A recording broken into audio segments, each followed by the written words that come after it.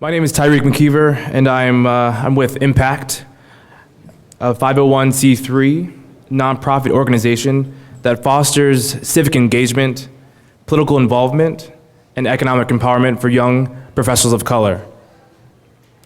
Today's Emerging Leaders Town Hall is an exciting moment in history. And Impact is proud to have been a partner with the CBCF for the last 7 years of the annual legislative conference.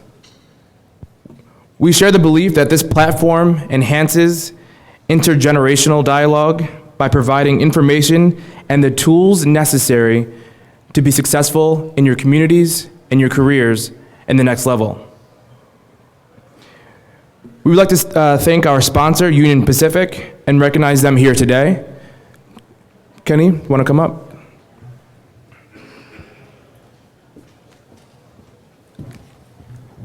Good afternoon. My name is Kenny Rocker. I'm the Assistant Vice President at Union Pacific in our Marketing and Sales Department, and we are really excited to be able to sponsor this today. So this is our 7th time sponsoring this, so we've been here from the beginning. One of the things I wanted to talk about is equal excitement that I have for Union Pacific, and the reason why is because there's a lot of alignment at Union Pacific to what Impact is doing in CBC. So when you look at our hiring rate year to date, Union Pacific has 47,000 employees, but this year, 28% of all the people we hired were African Americans. And it's just not a lot of companies that can say that they're hiring at that rate. If you look at our promotion rate is at 11%. So again, not only are we hiring a lot of African Americans, but we're also promoting a lot of African Americans. And then if you look at the military and veterans, year to date, the number of people that we've hired are about 20% are veterans. So, and let's keep it real, we all know that the military has a very high percentage of African Americans. So really excited to be able to work at Union Pacific. We also have some people here from Union Pacific, if they could just raise their hands. Kevin, Chandra, Mike, Lakeisha, Aaron, they're all, I can't call them young, rich, and influential, but I call them rich and influential. So if you need, okay, so maybe I'm not young, but if you need a mentor or want to talk about careers or anything, I'd encourage you to reach out to any one of those individuals. But again, Union Pacific is aligned with CBC. Before I leave, I just want to say that we also give to the community. This year we gave about $14.5 million. And we also have an employee resource group called Black Employee Network. And since this exception, we've given almost $1.5 million in scholarships. So, okay, so enough about our Union Pacific commercial, but I am excited about UP. I want to invite and also introduce Karen Finney real quick, who's going to introduce the panelists. She is one of the leading Democratic strategists. You've probably seen her on MSNBC as an analyst and a columnist. She works with political and corporate clients to help them strategize on politics, communications, crisis management, branding, and also public affairs. She's worked on 4 different presidential campaigns, the Clinton White House, the New York State Senate, and she's also one of the the first African-American spokeswoman for the Democratic National Committee. She's a member of the French American Foundation's Young Leaders Program and a regular contributor to the Politico's The Arena. So without further ado, I'd like to introduce Karen and ask her to come up. Thanks. All right, well, let's see if we can make it a little better by the time we're done. Well, I'm really excited to be here. We've got 2 panels. We're going to start with a conversation about economic justice, and then we're going to talk about social justice. That'll be the second panel. And you'll see up here on the screen a run-through of both the moderator, myself, Roland Martin, doing the second panel, and the panelists. I'm going to introduce the panelists for the economic justice panel, starting with Congressman Stephen Horsford. Stephanie Brown James from Vested Strategies. Sharon Letman Hicks from the National Black Justice Coalition. And Tallahassee's Mayor-elect, Andrew Gillum. And Lettucey, singer, songwriter, and humanitarian. So just as people take their seats, we want to talk about economic justice and social justice in the context of sort of the challenges that our community faces and strategies to address those challenges. And this panel, I think, addresses these issues and has perspectives on these issues from a number of different angles. So I am thrilled. I want to start with kind of a broad question to the panel, and I'm also going to try to keep us on time here because I know we started a little bit late. So I'm going to ask some broad questions, and then you'll see there's a microphone here in the center aisle. We will do questions from the audience as well. But I'm going to start kind of with a broad question about sort of economic justice and sort of economic inequalities. This past year, we've celebrated a number of anniversaries, most importantly, I think the 50th anniversary of the March on Washington, which was for jobs and freedom. And I think sometimes we forget the jobs portion because that's still, the economics and jobs issues obviously are still critical in our community. And, we've made a lot of progress, and yet we still see that African American unemployment is about twice that of white America, African American unemployment being at about 13%, white America at about 6.7%. And, I also feel like Ferguson kind of highlighted for us some of the persistent problems that our community has faced at a time when the wealth gap in this country is broadening. African Americans are particularly disproportionately impacted. So what I wanted to start with was kind of a broad question about your thoughts about sort of what policies and strategies should young professionals be supporting and engaging in to try to address some of those issues. And we've had a lot of political conversations in this town recently about things like college affordability and increasing the minimum wage. And equal pay for equal work for women, because when African American women, we tend to be even farther down the food chain than everybody else. So I guess I'll start with you, Congressman, and sort of talk about some of the strategies that you see, and certainly from the perspective of Congress, supporting kind of decreasing that gap. Well, thank you, Karen. Good afternoon, everybody, and welcome to the ALC. It's great to have all of you here, and this is what the ALC is all about, is having this type of very in-depth dialogue on key issues that affect our community. And there's nothing greater that affects the African American community specifically than income inequalities that continue to persist, the fact that they are in many cases institutional and have to be overcome through policy and changes of laws. Obviously, some of those areas include some of the topics that you just raised, Karen, and that we as the Congressional Black Caucus and members of the House Democratic Caucus support, which include increasing the minimum wage, giving equal pay for equal work for every woman. It is, in 2014, it is unconscionable that for every dollar a man makes, women only make about 77 cents on average. And that is a disparity that specifically impacts the African American community and women who tend to be the head of households at a greater percentage than others.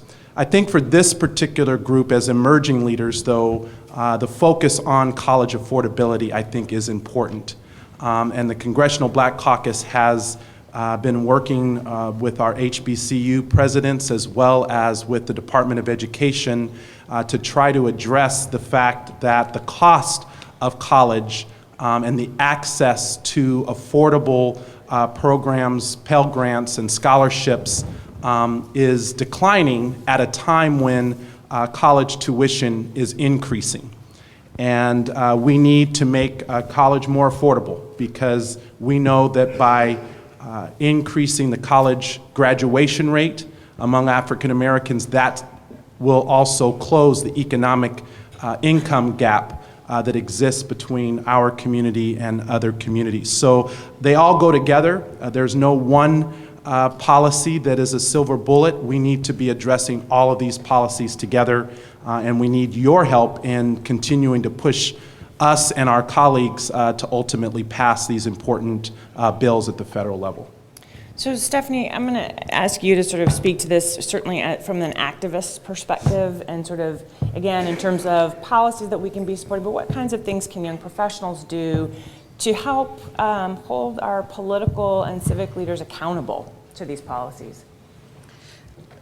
First, I want to thank Impact for having us all here today and having this great discussion. It's funny, my background is as really a community advocate working on behalf of the Black community. This is not a problem that has just sprung up. I mean, we know that for the past 50 years, 100 years, 500 years, as long as Black people have been here in this country, that this is a persistent problem. And so I normally would talk more on what we need to do to advocate and challenge others to do.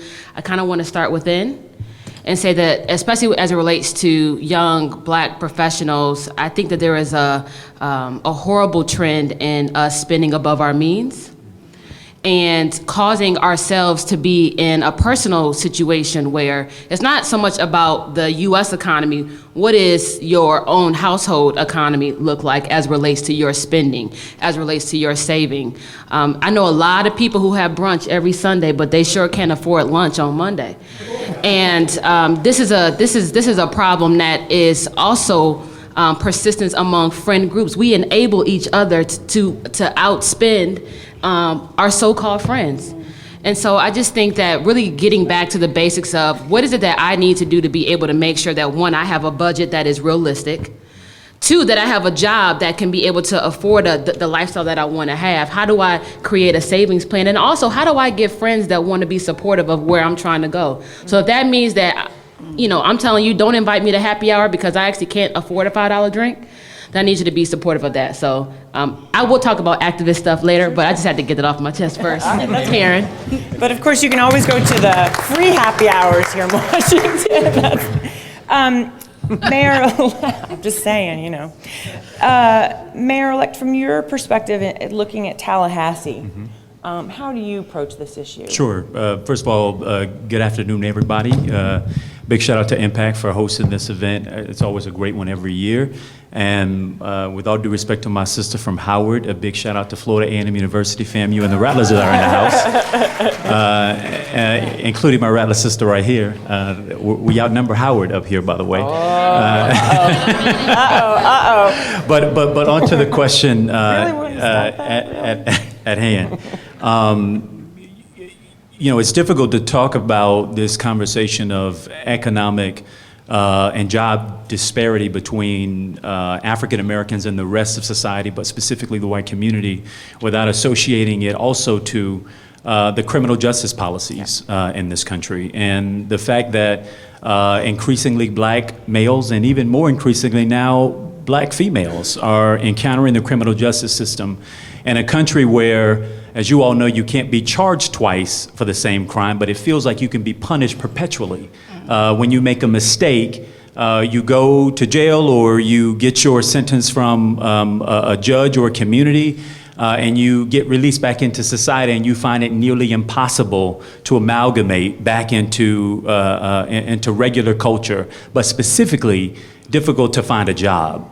My colleague Jermaine Reed, Councilman Jermaine Reed from Missouri is in here, and I want to lift up a policy that he and I am now pursuing in Tallahassee, and other elected officials I know are pursuing around the country. And I think the district is also considering it, and this is this notion of dropping the box. As you all know, when you go to apply for a job, there's an application, and almost always there is a question that says, have you ever been convicted of a misdemeanor or a felony?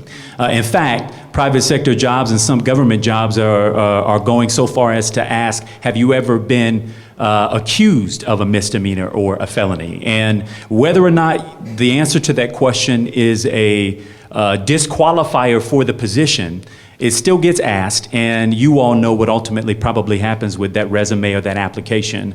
It goes to the wayside more times than not. And this notion of dropping the box says that governments and private sector companies will forego asking that question unless an affirmative answer to that question eliminates the person from doing the job in total. There are some jobs where if you've got a criminal background or bad credit, to your point, you can't have. But overwhelmingly, the jobs that are offered in this country in your criminal background are not automatic eliminators for your consideration. And the way this ends up showing up is when you come in to apply for a job or you submit your resume or your application, I, as a hirer, gets to look at it and look at your background and see whether or not it meets and comports well to what I'm looking for, and then make a decision to maybe bring you in for an interview. And in the interview process, I might ask you a question. Have you ever been convicted of a misdemeanor or a felony? You might say, you know what, Mr. Gillum, 8 years ago I made a mistake. And I paid for that mistake, and I've got a family, and I'm trying to do better, and I'm trying to make a way for myself, and I've got every reason in the world to work hard and do good by you, and do good by me, and do good by my family. That's a different relationship than me looking at a white piece of paper that has a box that's checked, and then deciding that you're a person who's not of upstanding character and shouldn't be considered for this job. And I think as young professionals, we can't disassociate ourselves from our brethren, and maybe there are even some of us in this room who have made mistakes. I know I have. I don't have a criminal past to speak to it, but I've got relatives and friends and others. And I think part of what has made us dispassionate about this point is as we climb the economic ladder and the social political ladder and get further and further and further from our friends, our neighbors, the people we grew up with who are still struggling with these issues, we become desensitized to them. And the truth is that the impacts of this economic disparity impact all of us. And so I think we got to care a little bit more about policies like that. I think we've got to push from an advocacy standpoint for them and hold accountable our elected officials, whether they're black, white, Latino, whatever, to making sure that we are offering opportunity for people to transition back into society and not to stay perpetually punished for mistakes that you make over the course of your lifetime. Thank you. Congressman, did you want to weigh in? You look like you had, okay. Sharon, I'm going to ask you to weigh in, and I think, Mr. Mayor, you make such an important point, and unfortunately today we found out we are losing such an important advocate for those, in Attorney General Eric Holder stepping down, particularly looking at issues like sentencing reform and some of these other issues like punishment and the disproportionate application of punishment to black and brown children in school. So Sharon, I guess I would ask you kind of your perspective on sort of economic justice, certainly in line with this issue of, as the mayor was mentioning, and then also sort of to ourselves, as you mentioned, sort of how do we, both in our own lives, but then also sort of young professionals in their professional lives, and frankly in their activist political lives, what policies should we be looking to support? Thank you, Karen, and I appreciate being here and being in this forum and actually being invited to be on an emerging leaders panel. It was very humbling considering who I'm sitting next to. Economic justice is social justice. So I really appreciated seeing the framing and the pairing of these two conversations. But I'm a little more radical in the economic justice world because we have plenty as Black people and we don't know what to do with it. We are wasteful. We do not strategically align ourselves. We don't believe in cooperative economics like our ancestors did. And we've got to take a reality check. So I really feel your gut, Stephanie, because when I sat at the ripe age of 25, while everybody was leaving school to keep up with the Joneses, I was determined to make sure you had to keep up with Letman. So in my own arrogance, I decided to start my business out of my home. While all my friends were like, you're not gonna run for office, you're not gonna do this, you're not gonna do that. I was like, look, I didn't spend all this time in this institution to go work for somebody. That was just who I was at the time, and still am. And for me, it was more about, if I could do it at 25, 20 years ago, there's no reason that this generation has any excuse to do it differently. When you started talking about credit, Stephanie, credit is where it starts. And Mayor Gillum is a testament, because I was his first employer, humbly, when he got out of college. and he was my community organizer, and now he's my mayor. And to even think 12 years ago where we started, Mayor Gillum, it makes me think about also the programs we created in our social justice world. And him and I both worked for People for the American Way Foundation at the time. He still does in his other hat. And we started a credit counseling program to pipeline young elected officials as a requirement for them to be in our program. You don't divorce social justice from social responsibility. So while we were using these foundation dollars to create people who wanted to run for office or wanted to be leaders in their social justice hat, one of the main curriculums of our program was credit counseling. And he knows I went as far as to say you can't get in the program until you pull your credit. Before there was karma.com, we were pulling credit for free right there in our program and required people to go through a tracking system so that by the time they got to the position of being a young elected official, they weren't a young elected broke official or didn't have the ability to leverage their dollars to buy a home or anything else. But the most important lesson that I learned at 25 on how to start my own business in my own home was when my house outgrew the business, and I turned to my mother, blue collar, 30 years, worked in a bank, and said, I'm going to get us an office because I know that you are tired of being in my house. My father had just passed. She came to live with me and my then husband. She was like, well, you're not going to pay rent to anybody. And I'm like, what are you talking about? She was like, you're not going to pay rent to anybody. So we either need to put together a family plan. She said, I didn't work in a bank for 30 years to tell you there's no reason for you to rent from somebody. If you're going to start your own business, one of your businesses needs to be a landlord. So I modestly bought a $120,000 building by taking out a second mortgage on that house that I was working out of, and opened not just my business, but I also opened an investment. And within 3 years, and I'm giving you a practical because I want to give you numbers that you can relate to and can possibly do yourself. That $120,000 building, within 3 years after my community organizer came to work for me and our business exploded, our social justice business, as well as the PR firm that we had in that same building, right around the corner, my classmates were renting, who are now known affectionately to the civil rights community as Darrell Parks and Benjamin Crump. Yes, Ferguson and Trayvon, they were our neighbors around the corner renting, and I challenged them and said, well, why am I buying a building and you all are the ambulance chasers of the city? This was before they were who they are today. And so they decided I bought the building, they bought the block. And their building is the entire block. And many of you know this. And cooperatively, we made sure we supported each other through that growth. So by the time I sold that first building and bought my second building, I leveraged what each and every one of you have access today, the Small Business Administration and your state equivalent, your economic development councils. You've got to get in your community and you've got to tap your resources. We're not going to get our 40 acres and a mule by talking about it.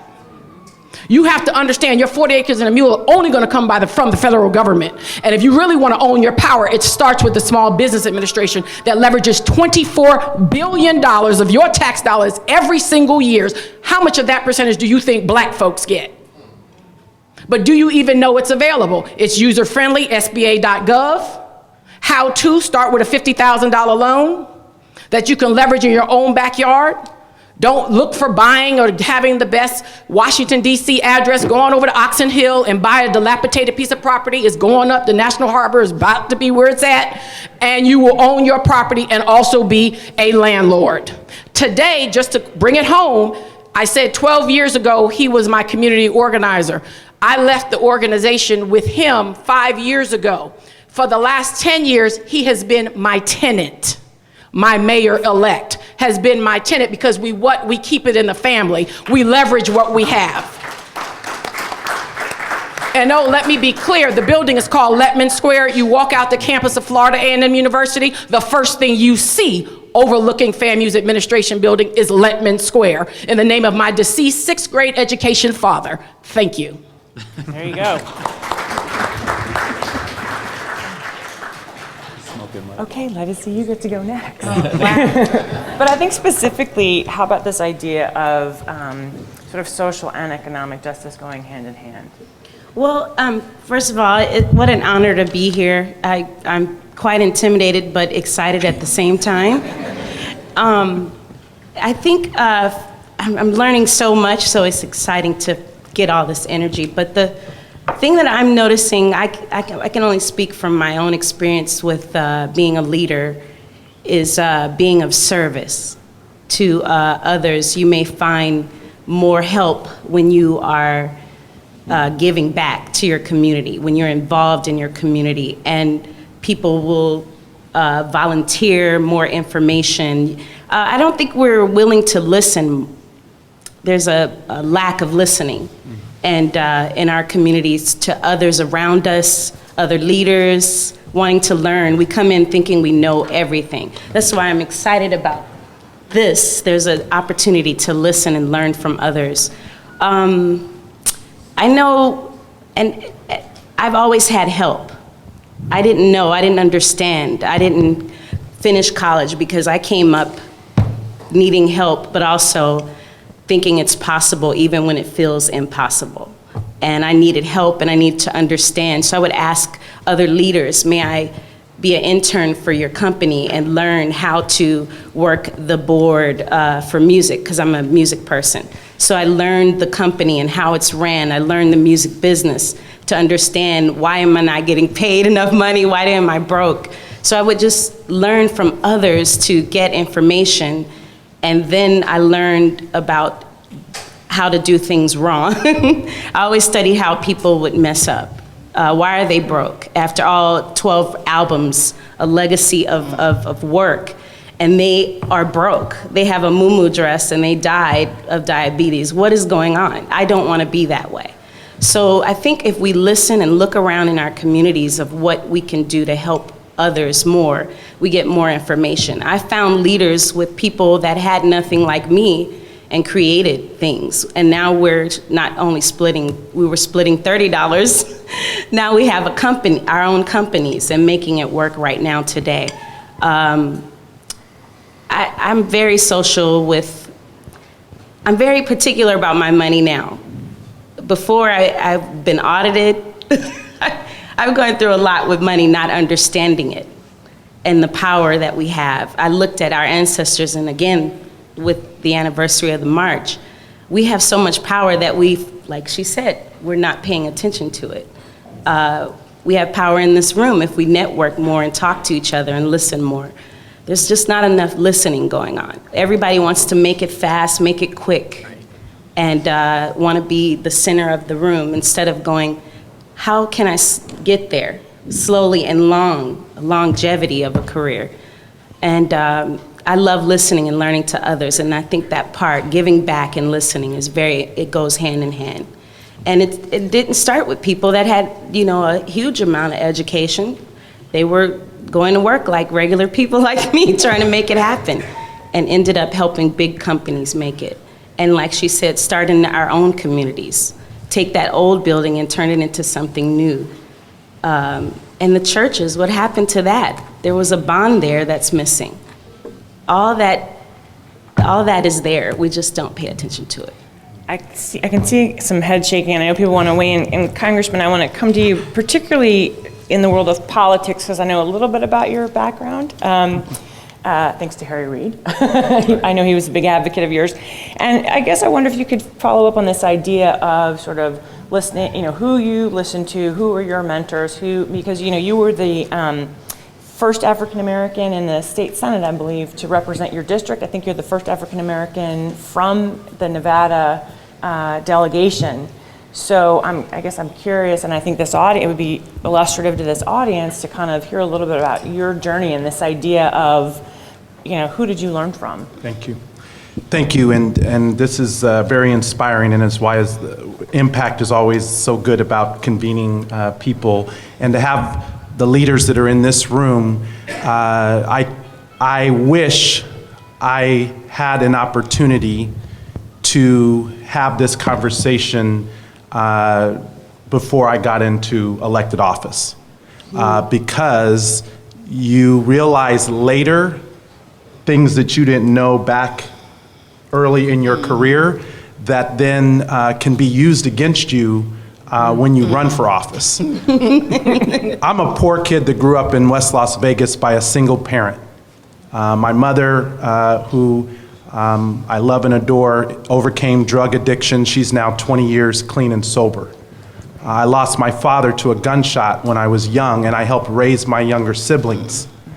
So like others on this panel, that struggle, that experience, there were things I went through at a very young age, not understanding the importance of credit, the importance of money, finances, until later. Fortunately, I married a woman, a great woman, who was disciplined from her upbringing and her finances, and so the two of us were able to balance each other out. She helped me fix things that were wrong in my past, and I helped encourage her to know that you can take risks and not be too safe, because sometimes you need to take a risk and to believe in yourself and not allow other people to put you in a box. But what I want to say, just following up on what Sharon said, is she used the investment that she had in a home to take out a line of credit or some type of financing in order to use that to start her business. This is where we as African Americans have to know what the impact of the housing crisis has done to us. And I'm from Nevada, so we have the most unstable housing market in the country. But 60% of African Americans' wealth is linked to housing. Now, that's a good thing for those who approach it in the right ways and who aren't taken advantage of through predatory lending and other practices. It's a bad thing because 53% of the collective wealth of African Americans was stripped away as a result of the housing crisis just since 2008. So while it is an asset, it's an advantage, and it can be used in the manner that Sharon described to help launch your career or your business or your dream, you have to approach it in the right way. And so so that is a policy. Now I'm a member of the Financial Services Committee. I'm very honored to have gotten appointed to that recently. And so I'm working with my colleagues, including the ranking member, Maxine Waters, and the new director, Mr. Watt, to discuss what we can be doing to address this fact that 53% of our wealth, the African American community's wealth, has been stripped away because of the housing crisis. There are policies that we need to do, but it starts with us. Knowing our credit, knowing how to approach good options, not making poor decisions, not being embarrassed to ask the question, to seek out advice, to get stuck in something that's bad and then find out later that you were taken advantage of. Exactly. And that's what I think this forum and this impact session is all about, to let you know that we've been there. And I'm now here, the titles are the titles, but I would never have been a member of Congress if I didn't go back and help address some of those financial challenges that I had, that my opponents used against me when I ran for Congress, by the way. Because I couldn't do the same thing my opponents did. I had a couple of credit issues. My opponent had a $18 million default on a real estate deal that went bad, and he defaulted on an $18 million loan. He doesn't look like me.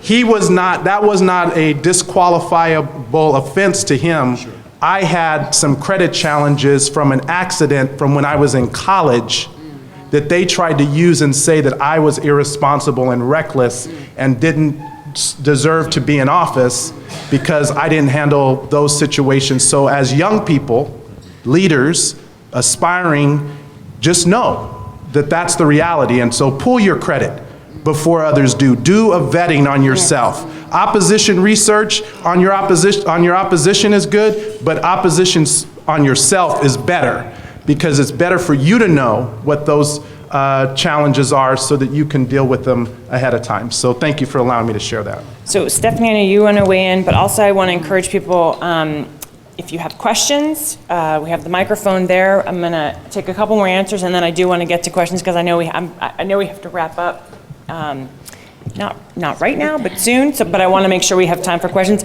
So Stephanie, I want to have you weigh in, and I think it's interesting that this conversation, I think as it was initially envisioned, was kind of a bigger picture economics, and we've really kind of focused on personal, looking at ourselves and our personal economics, which I think is important because, as the congressman was saying, I mean, and the Urban League talks about this a lot, our as a community, our ability to attain wealth and save and perceive of ourselves as an economic force in this country, I think is really lacking, because we don't think of ourselves in terms of what is my credit, what is my savings, what are my investments. Right, and and I want to continue on that theme just a little bit if possible. It starts with us, and I think the next us is the organizations us. You mentioned before about the connection between the social justice organizations, advocacy organizations, and economics. And, it's hard for us to trust and believe and be led by advocacy organizations whose organization ain't organized. And I say that because if we're going to have a conversation about how do we advocate for financial solutions, then our organizations must be held accountable for how they spend their dollars as well. Because it's hard for you to be able to say someone should do something that you're not doing yourself.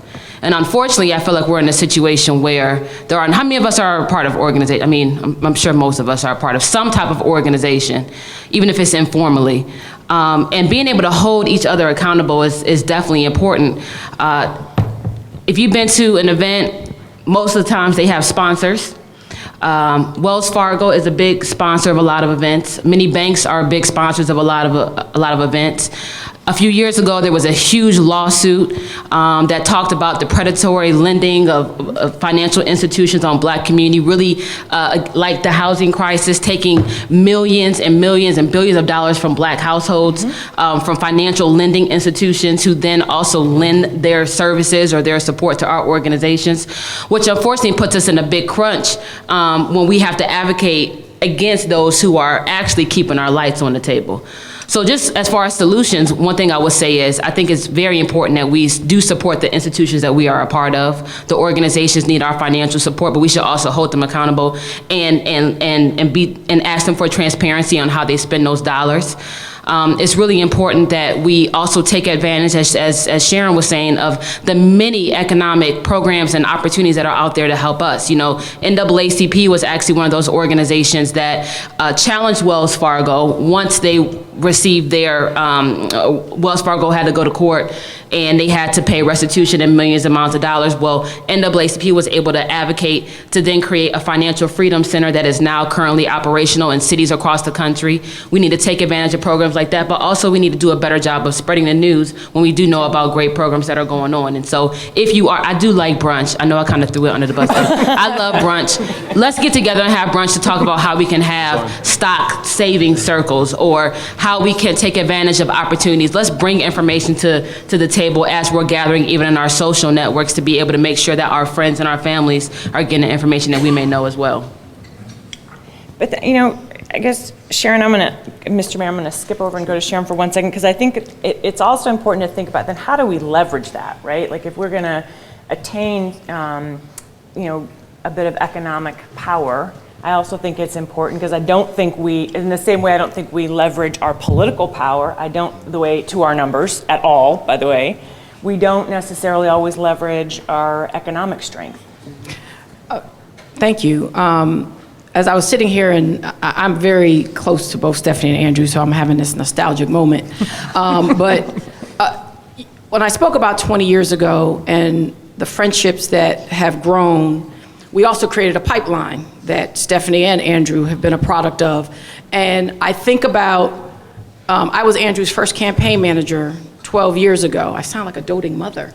But sister, I know, he hates when I call him. I'm aging me, not you. But his first campaign, we raised $6,000.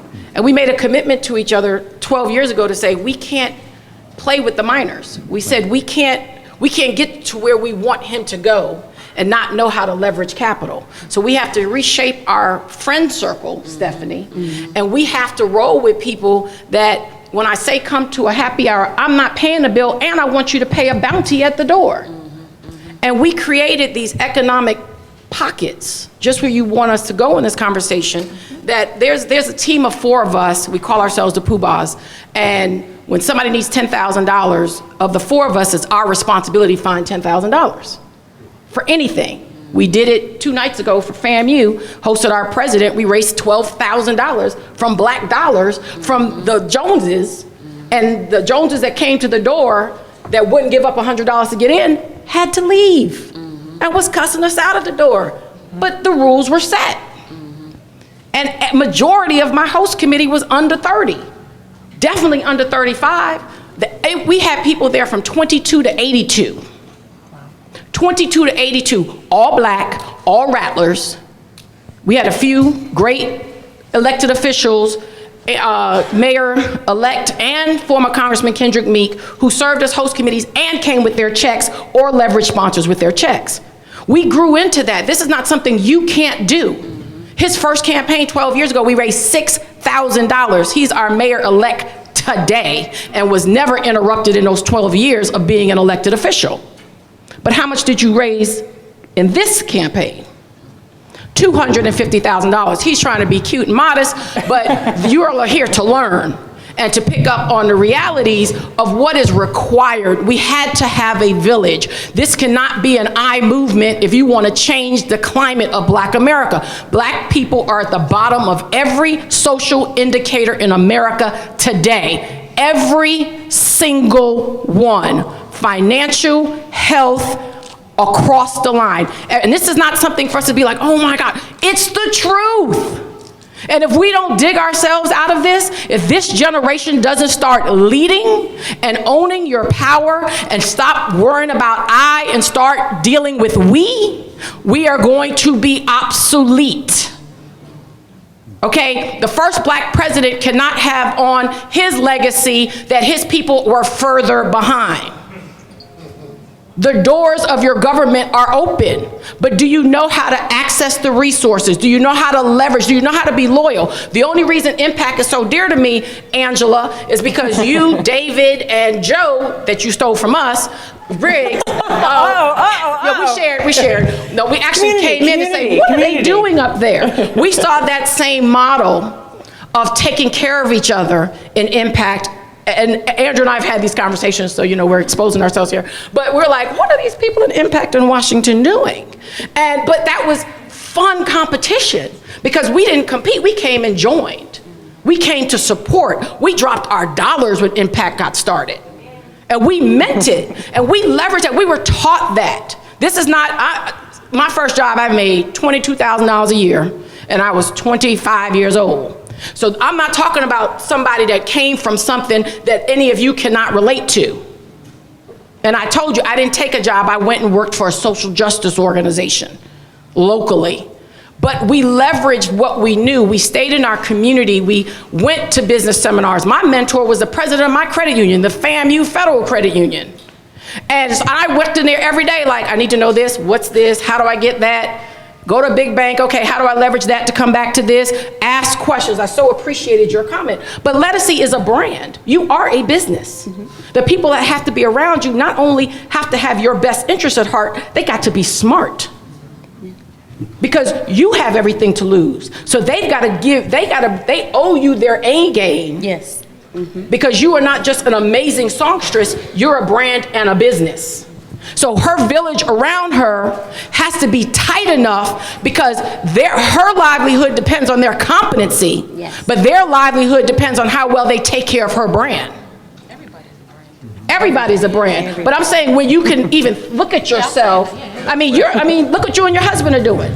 Oh yeah, I know. I'm gonna let you go back. I'm sorry. All right. We're having our sidebars. She all jumped in on my conversation. I know.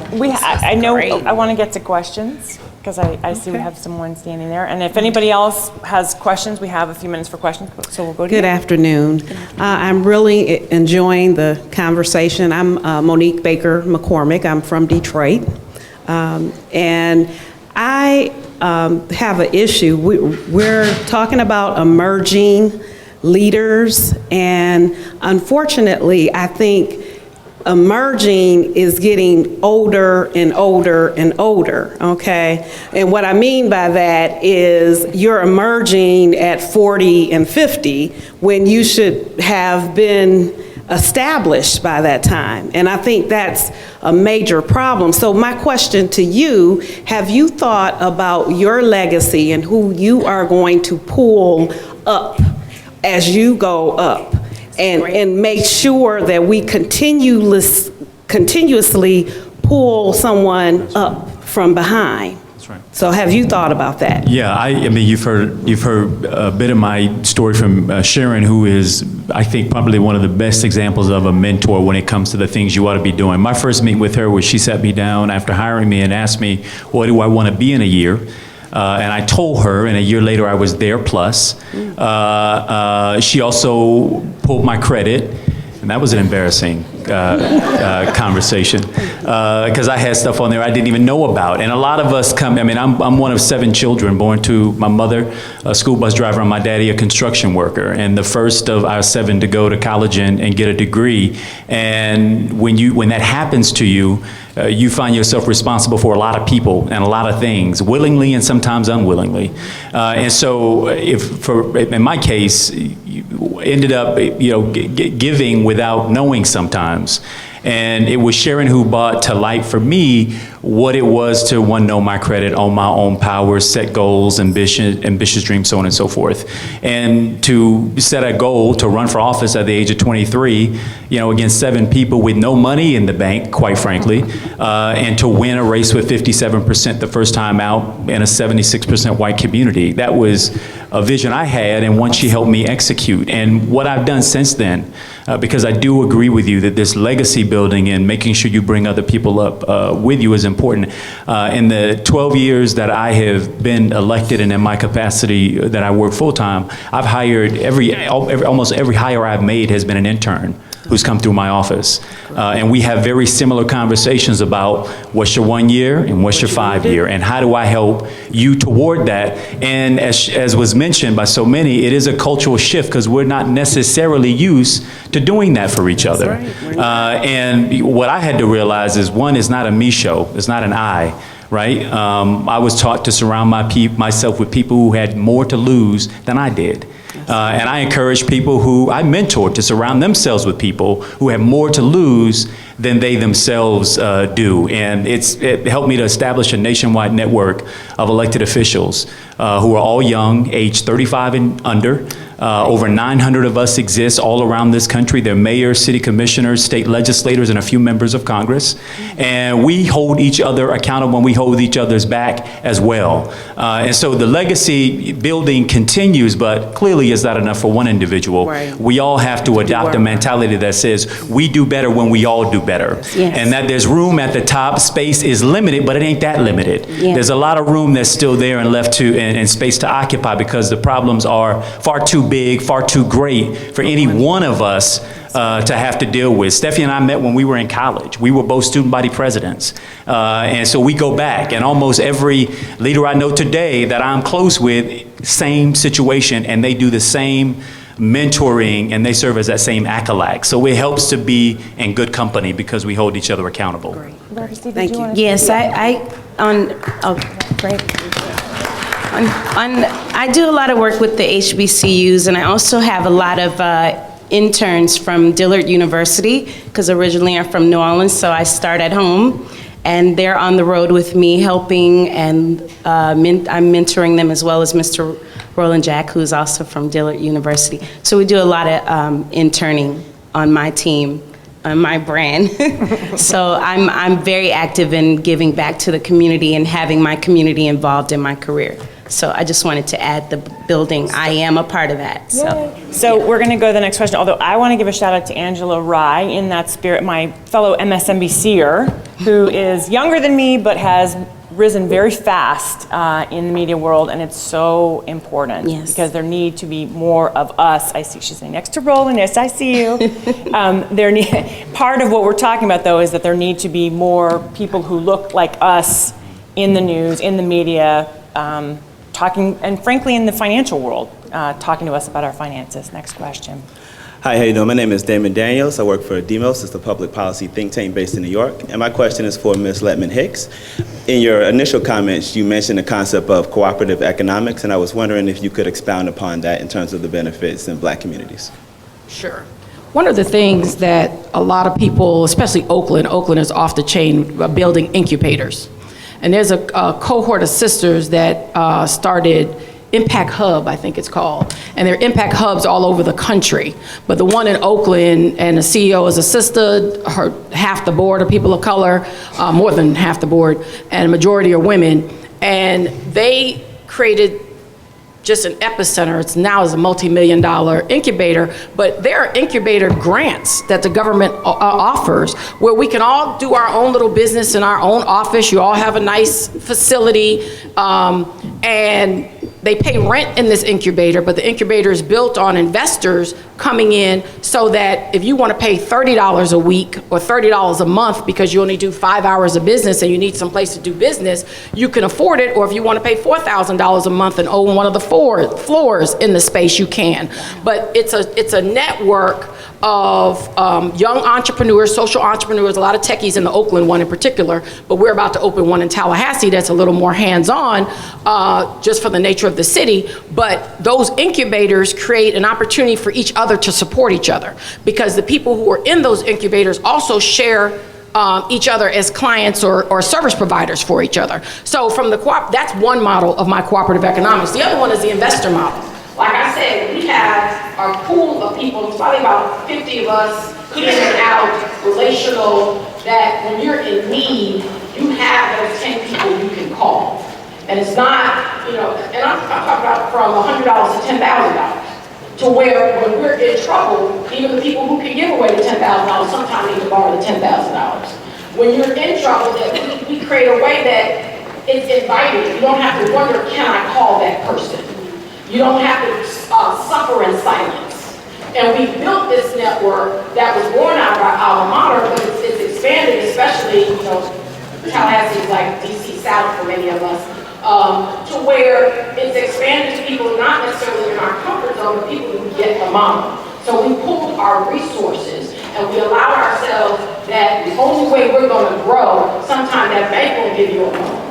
Sometimes that short-term loan is not worthy of going to many avenues, and we've taken the housing bus, and those of us who were responsible within living above our means, we created a certain amount of property that's paid off.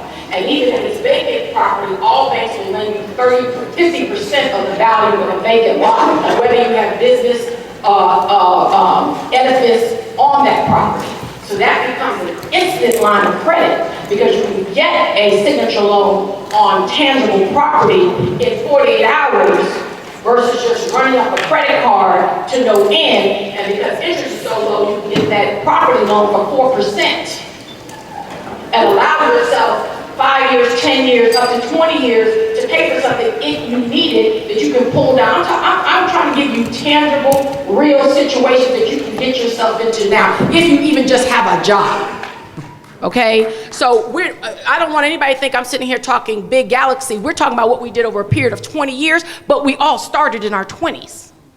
So this is not something that, you can't tell me my generation is smarter than yours, not the millennials. You wouldn't dare do that. So you have to understand, if you don't get together and have more conversations, then whose happy hour you're going to go to, you're going to be talking about that same happy hour 10 years from now. You need to be talking about what kind of... Set up a club, put $100 per paycheck. Make a sacrifice into that kind of, I haven't even heard of investment clubs since I moved up here. It's really scary. That's why I'm going back home. But, I've been here for 10 years, and all I keep thinking about is like, well, where's the investment networks? I used to get called every other day, and I get called for plenty happy hours, but I've never had that meeting where we're talking about how to leverage our worth with each other or our brokenness. Let's make a sacrifice. Let's come together. Everybody put $25 every time you meet. Everybody put $25 in a pot. Find that most responsible person in that cohort. And then you always have a pot of money available to handle your business. Sorry. All right, on that note, last question. Good evening, everybody. Thank you, first off, for all of your words, and nice to see you again, Mayor Gillum, because I came up through the YP4 network and grew up a lot through that organization, and I heard a lot of your story and like what I've been going through. Because I'm founder of Authentic Reflection LLC's organization promotes identity development leadership through artistic reflective processes. And recently, I got my first official contract with my program with Maya Angelou Public Charter School back in March. But then when the middle school closed, I lost my first contract, even though they said it would be a 12-month contract. But they never set me up with any other parts of the school, so I got a little lost because I had a home-based business. And then it was my first time trying to actually tap into my network of human capital, which I have a lot of, but there was no access to actual tangible capital.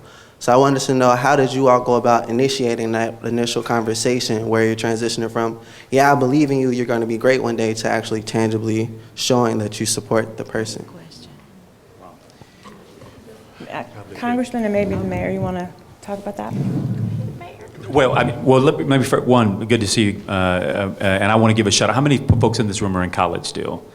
Are still in college? Well, let me just give a quick plug to the program he mentioned, which is Young People For, where every year we select 150 young progressive leaders across the country who are on community college campuses, HBCUs, Hispanic serving institutions, all across the country, and invest in them deeply over the course of a year and then turn them on to other alumni work. Two of the staff for that program, Vidishani and Andrew, are here. Will y'all just wave?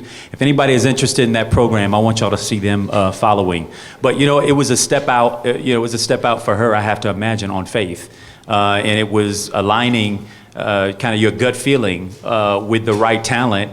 And quite frankly, there was a requirement to perform. So I would get little tests. You know, can you accomplish this, get this done, so on and so forth. And if I didn't do it, I was wasting her time and I was wasting my time and I could get cut. And quite frankly, anyone who mentors, you know, quite honestly, everybody you choose as a mentee isn't always the right fit. And so you have to cut that person and find the right person who you can invest in, pour into, and hopefully that investment ultimately ends up paying off. But the economic design that Sharon described has come in handy for me personally. And you know, the suggestions she gave were extremely tangible around things that any one of us can do on the economic capital side. And we should talk after about how you leverage your interpersonal skills and your personal network to get you back in business. I need to hear what you're doing, by the way, as an incoming mayor of a city. You may have other work to do. Yeah. If I can just tag on to that, I have a leadership development organization called Brown Girls Lead, and my background is really in civil rights advocacy work. And one thing I noticed in creating the organization, and now I have also a consulting firm, is that people compartmentalize you, even your friends. So sometimes, although people may know you a certain way, they may not know you as the business person. They don't know you as the person who's seeking the contract. And so just being able to determine a plan for yourself on how do I now brand me, how do I make sure that my friends and family and that network that you have understand me in this lane of my life. And be able to show why I am responsible in this lane of my life, that I need your support and I'm going to be responsible for it. And so if that means that you're going to do a monthly newsletter to talk about the work of your company, to talk about, you know, these are, maybe for some other businesses, you know, these are the earnings that we had. This is the amount that we're short. We need help. You know, I just think that being able to make sure people understand all lanes of your life and what you're looking for is important. And I can't echo enough I think that's a great idea about being able to have a safety net support system amongst your friends or amongst people who may not even be your friends, but they are people who can be in your circle to make sure that if you need a rainy day fund, they're there for you. But I would just say really just focus on how can you brand yourself with your network to make sure that they understand what you need, what you're about, and where you're trying to go. Thank you. And I just want to add and ask a question to all the college students. How many of you have applied for a CBCF scholarship? So I saw a lot of hands raised that you're in college, but very few hands raised for the CBCF scholarship program. And I think that is another shortcoming is that there are all these opportunities out here, both public and private. We have to believe in ourselves enough to pursue them. As a new member from Nevada, we went out and promoted our scholarship, and you can only get this scholarship if you have a CBC member in your community. So prior to me, people could not apply for this scholarship in Nevada. So we had to go out and explain what it was about and convince them that this was a good avenue. The first year, though, we had only 8 applicants, and only 4 of them really met the requirements. So we gave over $10,000 to 4 students because they met the requirement, and they applied and they took the initiative. This last year, we doubled the number of people who applied, and all of them were African-American men, actually, who ended up being awarded the scholarship because of the criteria. So I just really want to underscore the points that have been made, which is to pursue all of the avenues that are out there, and to believe in yourself enough to know that you're worth that investment, because sometimes we doubt ourselves too much. Yes. We have this self-doubt about whether or not we're worthy. You are as smart, as capable, as gifted, as talented as anyone else, and you're worth people investing in you. But you have to take the initiative to put yourself out there, to put the idea out there, to get up and speak, to come up and approach someone. When you do, come correct. Don't come with some half-cocked idea, some half proposal, some half-baked business plan, because we can't help you if you haven't done the work and the homework yourself. And sometimes, and I in this position now more than ever, people will come to me and say, well, help me get a contract with the government. Okay, have you done X, Y, and Z? Do that and then come back and talk to me. Because I can't get you a contract. What I can do is position you and connect you to where the resources are so that you know what the requirements are, and to connect you relationship-wise with the people who make the decisions. And so maybe there's an opportunity for us in a different session, Angela, with Impact, for us to bring in some of those individuals that run the CBC Scholarship Program who can connect particularly our college students with those avenues and investments. Thank you very much. You're welcome. We have to leave it there because our next panel on social justice is about to start, but please join me in thanking our panel. And I want to introduce Angela Rye, who's going to introduce the next panel. And I will say she is a principal of Impact, but she is a force to be reckoned with. I'm sure you've seen her on MSNBC and TV One and other places. So Angela's going to come up and introduce our next panel. Good afternoon, everyone. That's much better. I see the photo ops happening, and that's all fine, well, and good, but we're going to keep rolling because we have a lot to do. There are a couple of Can you guys keep it down just a second? I know there's a photo receiving line, but we're going to keep rolling. So first and foremost, I just want to say to Union Pacific, you all have been a supporter of this town hall for 6 years, 6 of the 7 years we've done it, and so we just are appreciative, and thank you all so much. If you all could give them a round of applause, that would be great. In doing that, I'm looking for a particular young lady. Everyone, if you all could do me a favor on the side here and just either keep it down or just walk out, we won't be offended. I'm looking for Jennifer Stewart, and I see her back. Jennifer, if you could wave to everyone. She's the principal of Stewart Strategies and Solutions. Ebony, who works with her, is here. They have ensured that this sponsorship has happened for the foundation every year, so you can also give them a round of applause at this time. And then finally,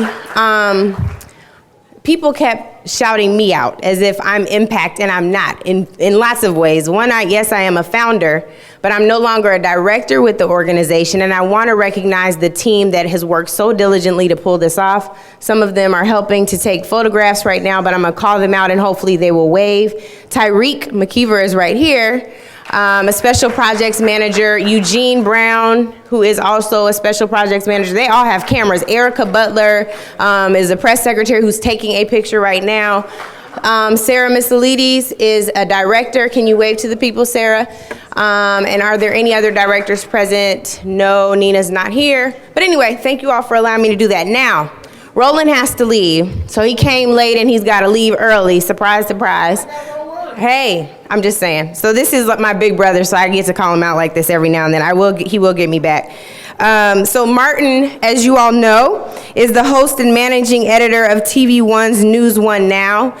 Before he had News One Now, he had us laughing and crying and yelling at the TV with Washington Watch on Sunday mornings. If you all don't follow him on Twitter, you're missing out. He has commentary on everything from sports to scandal, which I'm sure we'll all be tweeting about later on.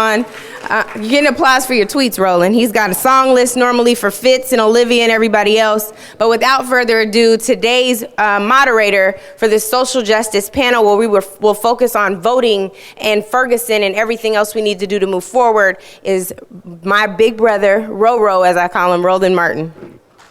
All right, folks, glad to be with you.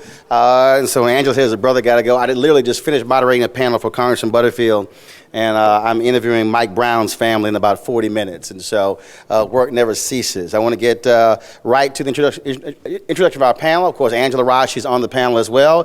Joteka Edie, come on up. That's right. She's with Pay Near Me. She spent several years with the NAACP. Now she is Senior Vice President of Government Affairs for Pay Near Me, Inc. More than 18 years of experience in strategic partnerships. So give it up for Miss Edie, please. Brandon Davis, Service Employees International Union. He is the National Political Director for SEIU. Is he here? Brandon, come on up. How you doing?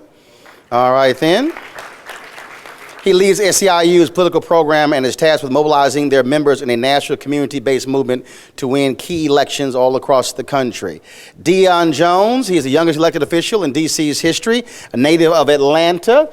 He has spent his career working in a number of support and leadership roles in government and education as well. So give it up for Dion Jones. And so, folks, that is our panel. We want to get right to it, because this is a critical issue when we look at what's happening in Ferguson. You look at what's happening right now in Ohio, with the Ohio Students Association. They have been leading the charge when it comes to the John Crawford case. We can talk about Victor White III in New Iberia, Louisiana, Chavis Carter in Jonesboro, Arkansas, Ezell Ford in Los Angeles. And so we want to broaden this beyond Ferguson, because this is really a national issue. Well, I want to go right to our panel, and that is one of the things that has bothered me for years. It happened with Jenna Six. It happened after Trayvon Martin. I kept saying then, some folks say I coined the phrase, I guess so. We have these moments, but how do we make people turn these moments into lasting movements? Speak to moving from a moment to a movement, whether it's voting, whether it's grassroots, whether it's raising of dollars or whatever, getting us to think that way versus just being caught up in the moment. Anyone can jump out first. First thing is, we have to stop trying to organize and strategize after a crisis. You know, emotions are running high. I'm still mad. I'm mad today because last year, this same time during the annual legislative conference, we had a panel. The Emerging Leaders Town Hall that we just talked about was sponsored, and we discussed Trayvon Martin. And here we are a year later, and we're talking about Michael Brown and everybody in between. And at some point, we have to really stop and strategize to discuss what we will do to prevent the next Trayvon, to prevent the next Jordan Davis, to prevent the next Michael Brown. And all of these situations are so different, but it's something that in our community we're frustrated and angry about, because it happens all the time. And these are just the examples that happen to get national media attention and coverage, in many ways thanks to many of you, because of how you use social media to ignite a fire under the bellies and the behinds, really, of our community members to spark some type of a movement. But the movement dies as soon as the excitement of and the tragedy of the moment moves away. So these are the times when, folks, we gather to have family conversations, to not only express ourselves and how great, talk about our great oratorical skills, or somebody that comes up with a great phrase like Roland just mentioned, a moment to a movement. We really need to move, and that movement requires action, and it doesn't just mean that we sit in this room and talk about it. We really have to be solutions oriented, and I hope that we do some of that today. It can't just be, oh, you need to go vote, and I hope you all are going to vote. But who are the candidates that look like us? Where are the police officers that look like us? Where are the people of color who are trained and know your rights and can teach you all of those things? Why aren't they more or less in our communities in times when we need them and not just in the crisis? Speaking to that, Joe Take, I want to go to you because it's very interesting. When Angela talks about voting, so much of the conversation is about, will the Democrats control the Senate? The congressional races. You have Eric Holder resigning today as Attorney General, will be effective once a replacement is named. But what's interesting is that, and I've spent the last 3 years focusing on this, you do not have serious discussions about the DA's race. We're angry with Bob McCulloch in St. Louis County, but he's running unopposed in November. Absolutely. I think you're absolutely right. And first of all, thank you to Impact for this panel and this very important conversation. And Roland, you raise a very important point. I think too often, we get focused on the wrong aspect of voting. I think we need to vote all the time. We need to vote every time there is any election that's happening, whether it's for the water board or whether it's for the dog catcher. We need to be at the polls, but it's important when we look at the elections that matter most, the impact in our lives, it's the state and local elections. When we look at what happened, the shift that took place in our country in 2010 because we saw a decrease in African American voter turnout, we saw a large number of state legislatures switch power and governorships switch power. As a result, we saw the massive attack on voting rights, on women's rights, we saw the massive attack on workers' rights all across the board. And I think also equally as important are these races for district attorney and also the races that we see for, in some places, judges are elected, in other places, sheriffs, they're all elected. And we get upset and we want to march, and we should march, but we get upset whenever some injustice happens. But when we look at the numbers, we've heard the conversation in Ferguson about the low voter turnout numbers in Ferguson. And we look at the electoral makeup of Ferguson and who's really representing, and it's a direct result of just our inability or unwillingness to actually go and exercise our right to vote, because all the money that's poured into elections, all of that, you can put billions of dollars into elections, but I firmly know and believe, and I think we have a great history of it, is that organized people will beat organized money every day, any day, all the time. Brandon, I want to ask you this question because it speaks to organizing and mobilizing. And I'm going to go old school to come new school. One of the most underappreciated and undervalued aspects of the Black freedom movement wasn't simply marches and protests, it was training. SNCC workers were trained before they went into the field. Riders, freedom riders were trained before they went to the field. One of the things that I've heard from a lot of grassroots organizations driven by lots of young folks, and this is not oh my goodness, he's dogging young people, is when you talk about training, folks say, we got this.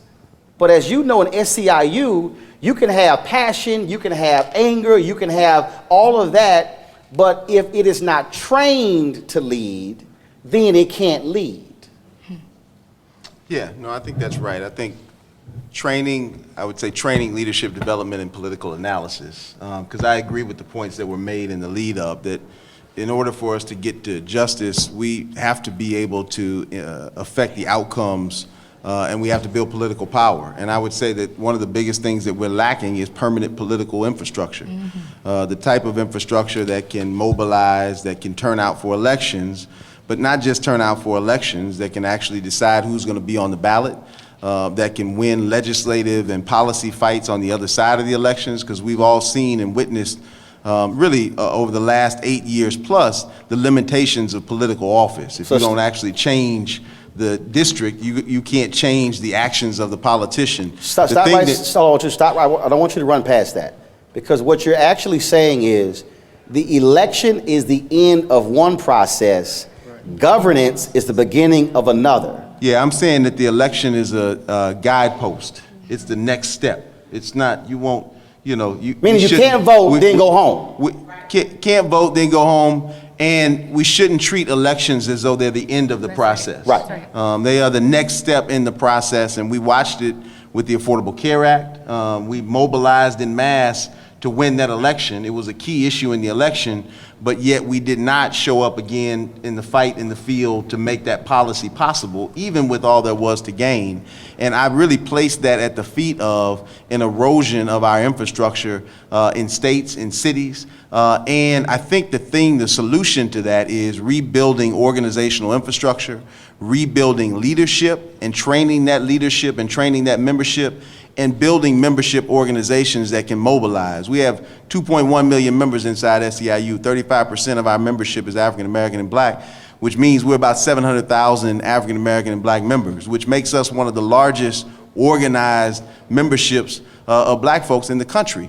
And so we have taken that seriously, and our members have organized in their communities, and they are showing that type of leadership and connecting up with our partners, some of which are sitting at this table, to build that permanent political infrastructure. So if I could answer that question with one thing, it is permanent political infrastructure that has to have those components, leadership and membership. Dion, one of the things that is critically important, and Angela made that point, is that it's very easy for us to break down the problem. It's very easy for us to express, piggyback, re-express, whatever you want to call it, the outrage, what happened to Mike Brown, what happened to John Crawford, but there also has to be a what's next. Right. And so somebody sitting here right now, they're saying, I want to do something, I don't know where to start, I don't know what to do.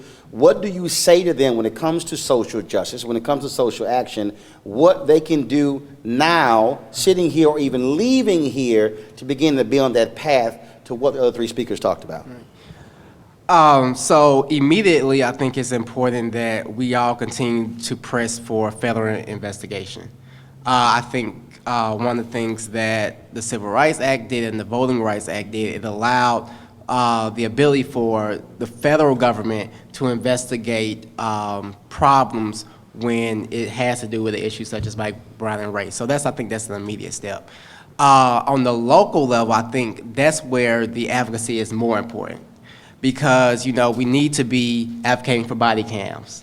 We need to be advocating for community policing. So the idea that advocating for a diverse police force where the police forces who are serving the community can actually be trained in the community, looks like the community, being brought to the community. I think Ferguson, I don't know the exact percentages, but I'm pretty positive that I know that it was majority white police force. 53 police officers, 3 Black. Yeah, and so that's two things that we can do, and I do know that research does show that a more diverse police force actually brings down some of the Michael Brown incidents and a lot of the racial profiling incidents that have happened, as well as shout out to the women out there. Women police officers have been seen as the best police officers, because when you have more women on the police force, you actually have less of those types of incidents as well. And let's go back. When you mentioned, okay, because I don't want to run past it, we talked about the body cams. There was a agency in California, the Dream Defenders were tweeting about this. When they went to body cams, they saw a more than 70% drop in police brutality complaints against their police department. Right. More than 70%.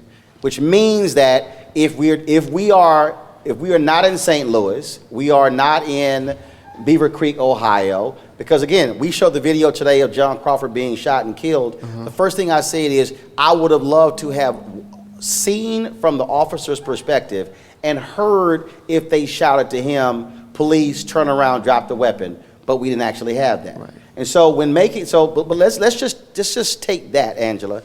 If one of the things that we do leaving here, advocate our police departments get body cameras, walk folks through from your perspective what that actually means to make that happen. Because, okay, tweeting about it is one thing, but that means city council, voting on it, money, buying it, things along those lines. Well, I think one of the best proposals I've heard is actually from someone that Brandon used to work with, and that's Senator Claire McCaskill. Her rationale is one that we don't necessarily like, family, and that is it'll reduce the number of folks who can say that the police officers harass them, right? But we know, hey, whatever messaging she needs to get into the Senate, we will roll with that, okay? We know that it will also reduce the abuse. That again we know is institutionalized and is a problem not just in Ferguson, Missouri, or with state troopers in Missouri, but all over this country. Again, we just happen to know that this has been recorded and validated by reporters who were sprayed with pepper spray and everything else. But I think we are missing an apparatus like an ALEC. So when you're talking about what can we do to make legislation pass and to hold city council members responsible and to hold what happens on the federal level, how do we get all of that together? We can't, because some folks are signing change.org petitions for body cams. Somebody over here is signing one with color of change, no offense, but color of change, I'm just using as an example, may not even be right. Okay, color of change for a stop and frisk. I mean, we're just not organized. And some of what we have to do is decide what are the top 3 issues that can be addressed on the federal level. That federal level bill can then be modified so that it can be introduced in state houses all over the country, just like they did with voter ID to keep y'all out the polls, right? And instead of this boogeyman attack on the Koch brothers, whether it's legitimate or not, we should be focusing on what we need to do to ensure that our kids' lives are saved, period. That is the way that we do that. We need to find template legislation that addresses stop and frisk, that addresses racial profiling, that addresses the chokehold, that addresses body cams, and we need to move those things. How do we move those things? We write letters to our legislators. It didn't have to be the ones that look crazy. Right. We can have a bunch of organizations sign on to these things. Who's gonna write the letter? Right. We won't even write the letter. We just wanna come to the session. We have to start moving people, and it's not the thing that will necessarily get you a press following, get you on television, get you to be big bro Roro, but it's the thing that matters. It is the SNCC 2.0 that Roland is talking about. We have to do the work. Go ahead. Yeah. So, Uncle Rolly, you mentioned this all the time about, moving beyond the hashtag, right? And just talking about it's the idea that my generation, yes, we're passionate, yes, we're pissed off and we're mad and we do the tweeting and stuff and we'll go out in the streets as we saw, but we have no training in movement building. Mm-hmm. And the idea is that's why education is so important. The National Urban League did a panel on higher education, and Chanel Hardy, she related it to Ferguson. And I said the thing about it is that a lot of people don't know how to be the architects of public policy, and they're only the objects of it. Yeah. So how do we get our communities not just to, voting is great, but voting is insufficient. If you don't have the economic power, the educational power to actually hold your elected officials accountable, knowing what it's like that, okay, my district is being redistricted where it's disenfranchising a lot of people in my district. And so we need to teach our community on the local level. We have this CBC in the national conversation, but on the local level, how to be architects of public policy, how to be educated so when you vote, you can hold that elected official accountable and how do you say, I'm going to vote for you because you're going to endorse my policy, not that I'm endorsing yours. Hold on, so to Dion's point, he just asked a question that I feel like I just answered. He said, how do we become architects of public policy? Of shaping legislation, of shaping what policies they need to pass. We gotta stop asking these questions, just do it. I told y'all, write letters, get legislators that will introduce these bills, have someone copy and paste that joker just like they did with the ALEC voter ID bill and introduce it in state houses all over the country. That is the template, it's that easy. We just won't do it. I want to make this point because again, I think it's critically important for folks who don't know to sort of walk them through. So I'm going to ask this question here. How many people here have ever testified or spoken before a city council?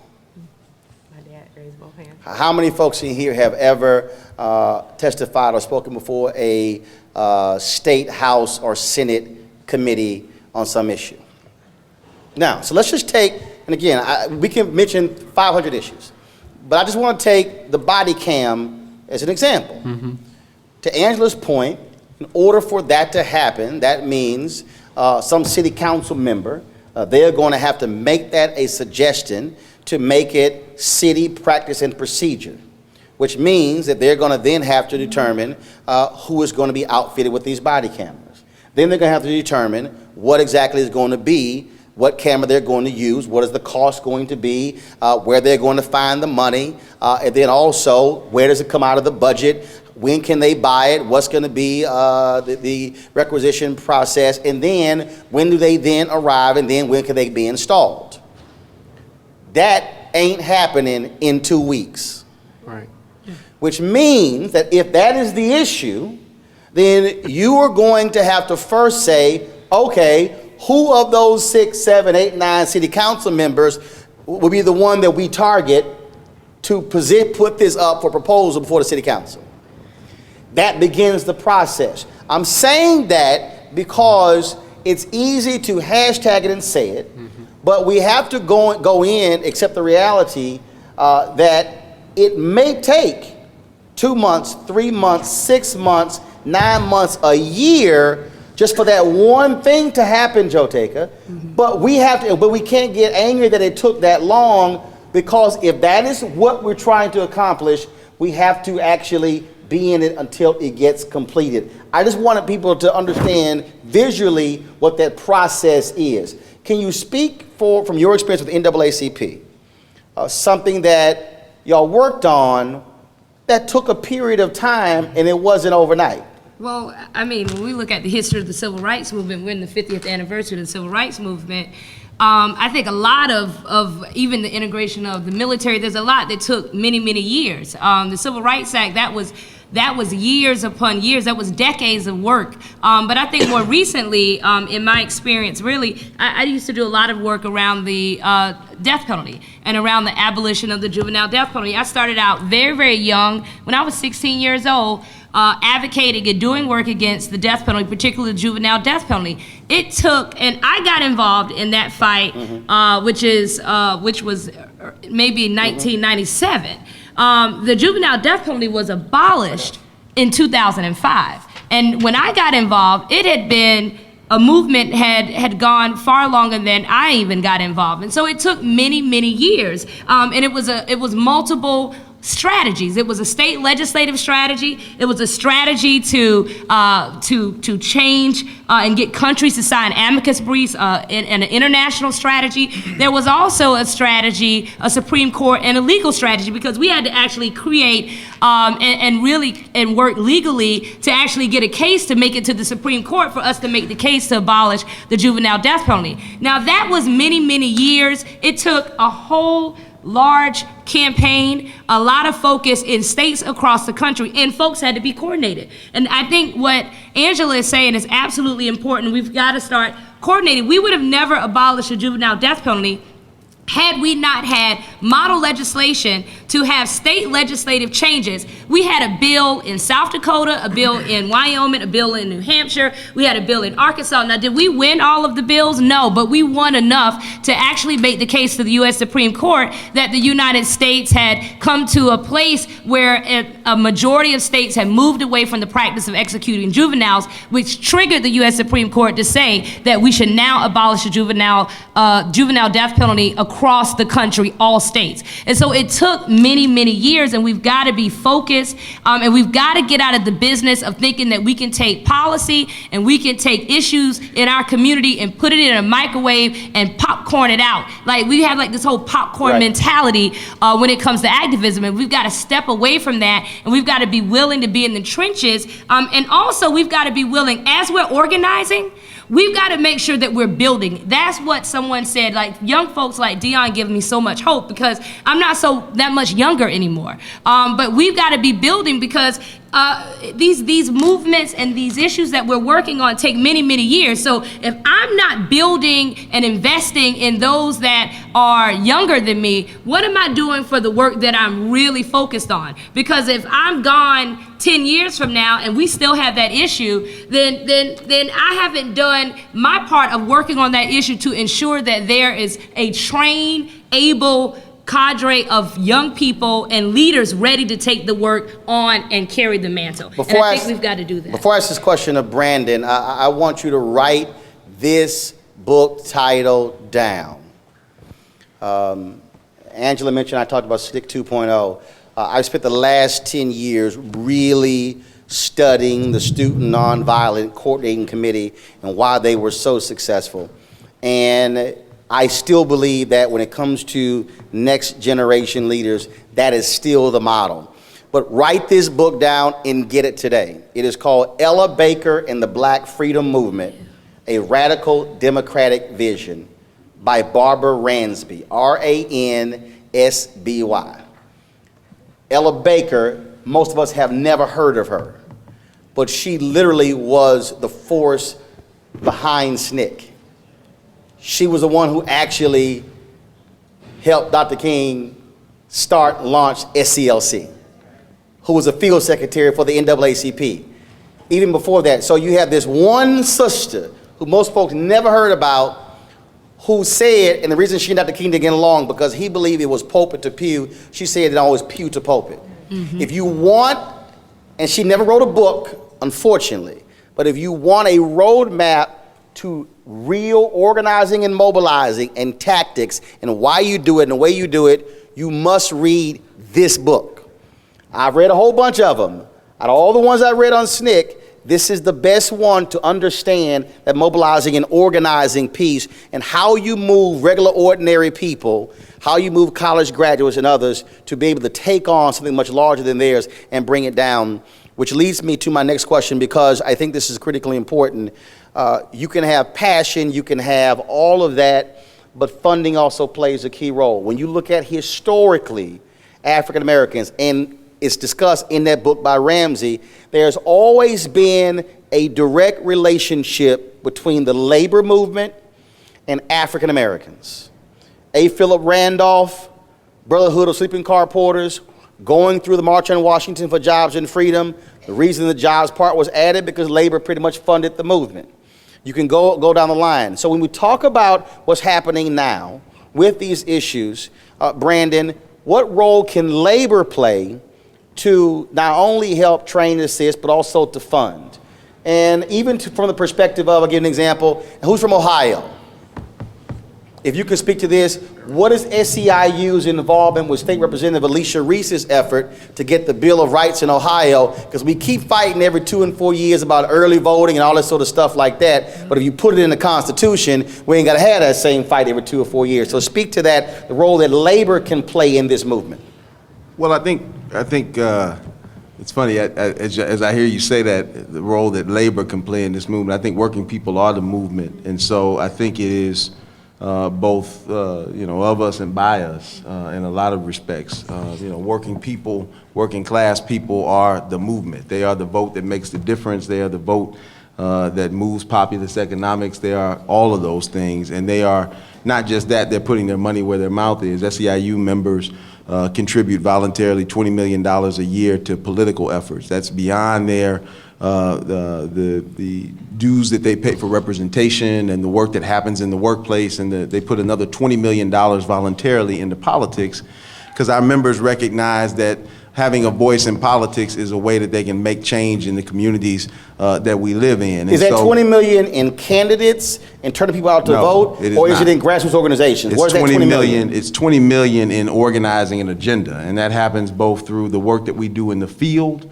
investments that are made in millions of dollars of investments that are made in partners, but also in trying to build collaboration. One of the previous panelists is a leader of a table that SEIU was instrumental in emerging of doers, the Black Civic Engagement Initiative table. But along with that, we started a Black Civic Engagement Fund, where we were able to leverage our investment to bring millions more dollars into the efforts to build organization on the ground, to mobilize voters, and to build power in communities. So it's not television, it's not candidates, although those investments are made. We support candidates who support working people's issues, and we move our agenda through media, television, and radio, and all sorts of mediums. But the bulk of our members' money goes into building a field, a permanent field, both their own work, members coming off the job and working in communities, and funding our partners.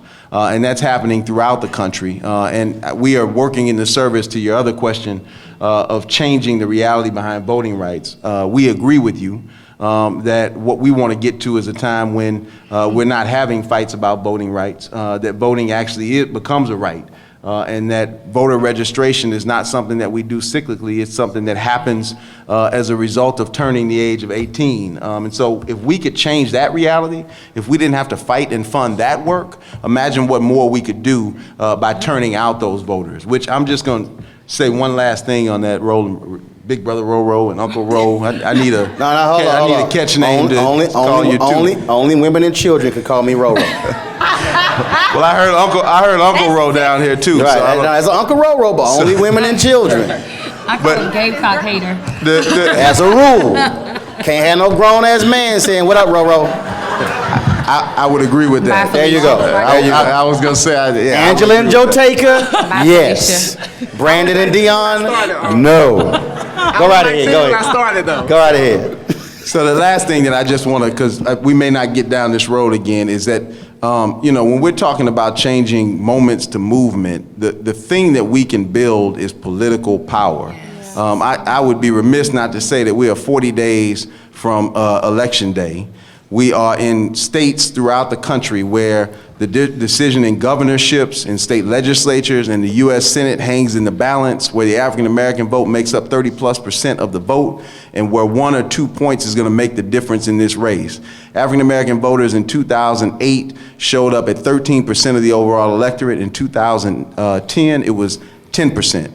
That was an aggregate drop off of 6 million votes. And that 6 million votes put some of the most hateful people in this country in office and ushered in a reversion in economic rights and in social justice rights like we have not seen in decades. And so if we don't vote, and if we allow what is always difficult for us in midterms, if we don't take things like what came to a head in Ferguson but is around us all over, and translate that into a reason these elections matter, and we only allow it to take our minds off of the fact that there's an election coming up, we are not doing justice to people who have lost their lives.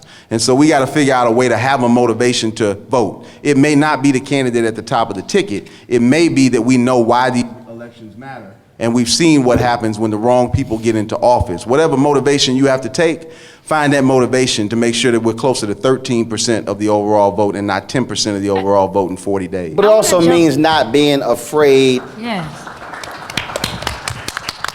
It also means not being afraid to say something even if it's your ally or your friend. I'll give an example. I keynoted the Arkansas State Democratic Caucus King Kennedy dinner a few months ago. Every major office holder in Arkansas was at that dinner. Mark Pryor running for United States Senate for re-election, the governor, lieutenant governor, the attorney general, they all came up there. And they all spoke before I did. And when I got up there, I said, I need somebody to explain to me how every politician came up here and asked for y'all vote, and not a single one brought up money. Not a single one talked about economics. They all mentioned voter suppression and health care, but not a single one talked about economics. Now they all sat in the audience red-faced. And I said, now if y'all wanted to rah-rah and this a Democrat get out vote rally, y'all call the wrong brother. But so the challenge is also, when we talk about voting, we also must be willing to be very clear what we want, even if it's somebody in the party we like, because just voting, that's why I go back to what our issues are. Because when it comes to this mobilization organization, Dr. King gave LBJ hell, but he also helped him get elected in '64. And I think a lot of times the fear from us is we fear that we're going to lose access, but I would much prefer putting access on the line to be lost than to keep losing money and losing lives. Mm-hmm. We have to hold two things at the same time, and we can do this because we're agile and we're smart, and we can do two things at the same time. We have to elect people who are best positioned and who are the best people in office to advance our agenda, but we also have to build a field that creates the political space, the political will, and if necessary, the accountability to ensure that that agenda moves. Those two things have to go hand in hand. You can't do one without the other. You can't build a field without the people in office to help you move it, and you can't put the people in office if you're not willing to build a field that helps move your agenda. Well, I had a politician who told me once, he said, hey, Roland's my friend, but he will kick my behind at any given day when I'm on the air, which means he my friend, but he also could be my enemy. I might not want him to be my enemy. I think even our politicians sometimes have to know in the back of our mind, they might have to fear us if they go down the wrong path. Joe, take it, go ahead. I want to jump in here, and Brandon is exactly right. I think if we, if I could, Brandon and I spent a year together in a program together, and Brandon often said a lot of things that was very insightful. And one of the things I would try to add to what you said is we have to also build a pipeline. Because if we don't build a pipeline of those and invest in, we've got to invest in our freedom.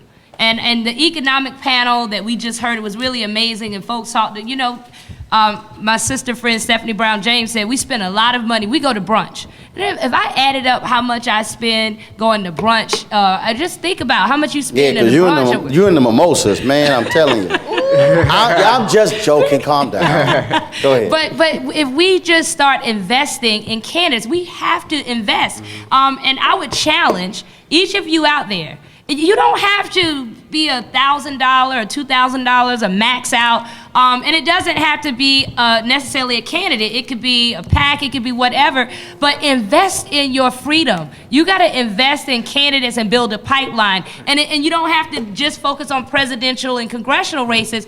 But we saw, and the mayor of Tallahassee is still here. And we heard the story of his first campaign. He raised $6,000 and then he raised $250,000. We have to get ourselves in the mindset that if we want to see those in office that will reflect and those that will advocate on the issues that we most care about, the policy agenda that we create, as Dion mentioned earlier, we have to invest in them. So we have to actually put money in those candidates, train those candidates, and create a pipeline, because a DA tomorrow, a DA today can be governor tomorrow. So, I mean, look at the state of California. When I was 19, I came here to American University, freshman in college, ran for office, didn't know anybody, didn't have any money. Over by American University, the average home costs $1.5 million. The average age group is 50 to 65, 90-something% white. Ran for the ANC, group of students, we got together, charted our own path. When I finished my term, not only 2 young people were elected to the same board that I was elected to. We had a campaign at GW, a person just got elected at Howard this year, 2 students got elected at Georgetown. Marcus Batchelor right here, he's running in Ward 8, young student here at GW, creating that pathline.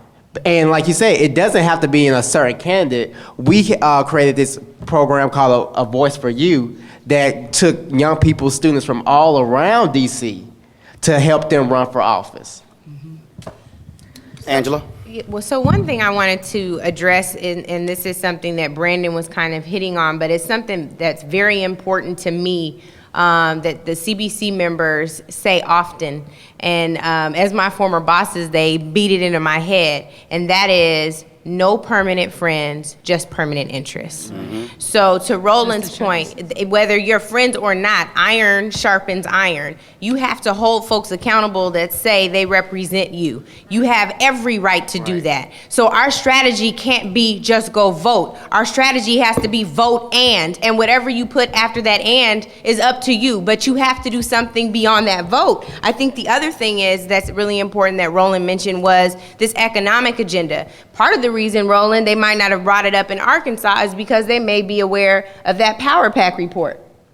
So how are they going to talk to Arkansas, folks in Arkansas, about spend and ensuring that their wages are fair and that disparities are addressed when our own party, I know that the CBC Foundation is not partisan, but I'm a Democrat, our own party does not spend money with our firms. 1.7% in 2008, 10, and 12. We have to all the way go there all the time. And I know Steph's been shouted out a bunch of times. I want to commend Stephanie and Quentin James for their work on this issue to ensure that not just vested strategies, but impact strategies and others among us that are Black-owned and talented. I'm sorry, I am bragging on my sister friend and my firm and everybody else in here that's capable, because it's not just white folks that can do this work. We have to start saying some of these issues that we continue to address and go in circles about, Ferguson, stop and frisk, voter ID, they would be addressed if they hired firms that look like the people that vote for their candidates. I think that's the first step. I believe, no, I'm not tweeting, I'm sending a text. I believe in hashtag. I do. See what happens? See, Angela's always trying to do this, so. Hashtag vote ready. While Angela's sitting there thinking she texting somebody for tweeting,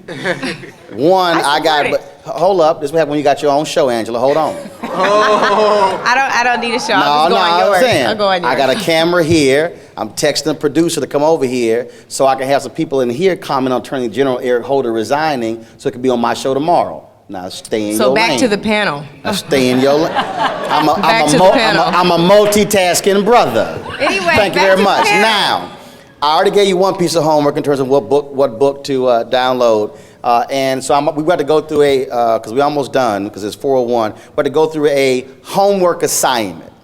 So here's my homework for you. I believe in low-hanging fruit. In Texas, Democrats used to control every elected position in Texas, top to bottom, governor all the way down to judicial races and school boards. Now, there are no Democrats elected statewide in Texas. Most people think it's because Republicans ran for governor. No, they first took over the State Board of Education. Low-hanging fruit. A lot of us love to focus on larger races as opposed to smaller races. So here's your homework from me. Go home and find out how many people voted for each individual candidate on the school board. What you will likely discover that even in some major cities in America, there are some people who have been elected to school boards and they've only gotten 300 or 400 or 500 votes. What you I just want you to think about it for a second. So if you are able to get 5 of the 9 seats on the school board, you now have a majority. School boards have bond projects. They build new schools.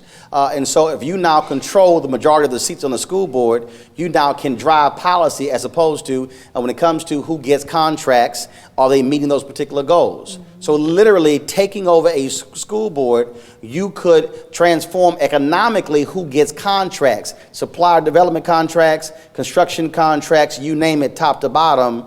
And all it may have required is for you to go out and amass 300 or 400 people to beat that person in the next election. So start right there. That's my homework for you. Just go look at the vote totals and then say, wait a minute, that person won with 300, that person won with 400.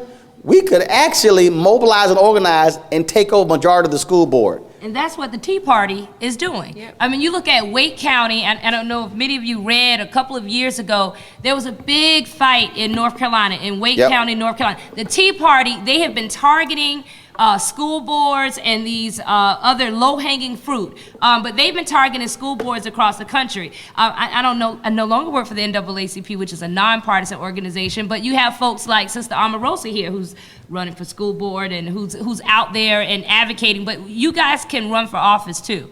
And I think it's important for us to recognize that when we have issues that we care about, we can actually run for office, because the Tea Party, they actually, and ALEC, and I don't want to overlook what my sister just said earlier about ALEC, that exchange, all of the voter suppression bills, all of the stand your ground laws, they all were in, actually, there's a collection of folks that meet, gather, they conference, and they actually cookie cutter this legislation, this oppression legislation, and put it around our country.